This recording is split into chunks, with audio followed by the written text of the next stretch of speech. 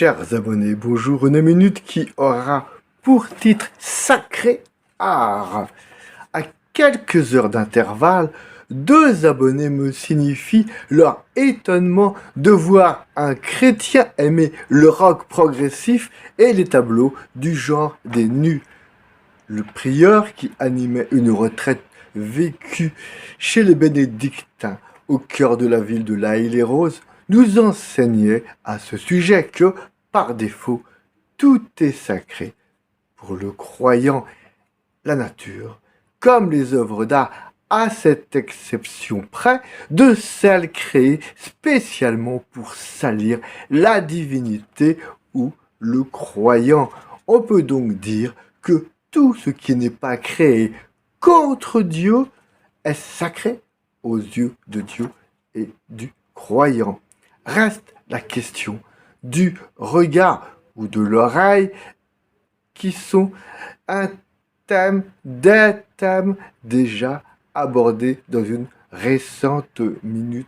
Ce n'est pas la toile d'un corps nu qui peut être désacralisée, mais le regard que l'on porte sur elle.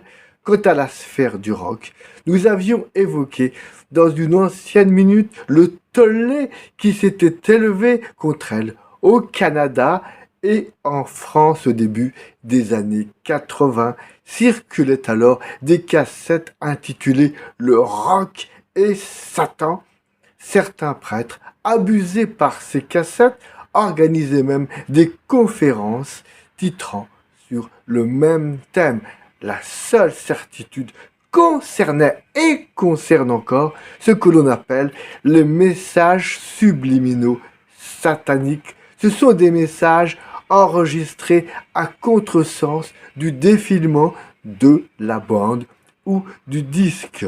Mais rien n'étant jamais ou tout noir ou tout blanc, dans le sens normal du défilement, on n'entendait qu'une belle mélodie sur de bonnes paroles. Cette quasi-sidération me renvoie à un triste épisode de l'histoire récente du rock. Les terroristes du Bataclan ont ouvert le feu au moment où les Eagles of Death Metal entonnaient Kiss the Devil, embrasse le diable. Une coïncidence que certains milieux fondamentalistes ont au fait de récupérer pour y évoquer un lien de cause à effet. Le leader et chanteur de ce groupe n'a jamais caché qu'il était un chrétien convaincu. Là encore se mêlent le sacré, la vie intérieure, et le satanique, paroles écrites pour sonner plus hard.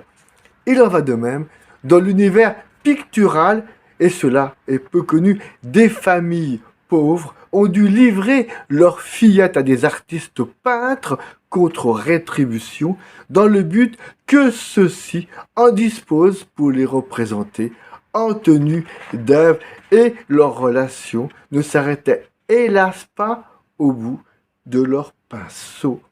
En conclusion, je dirais qu'il faut donc considérer non pas l'œuvre seule, mais aussi le regard et l'intention, et garder en mémoire que tout est sacré, faute de révélation d'une intention ou d'un regard contraire.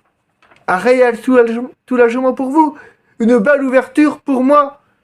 Et pour vous aussi, chères auditrices, chers auditeurs, chers abonnés, méditons, écoutons et admirons tout ce qui est art et sacré. À très bientôt, comme d'habitude.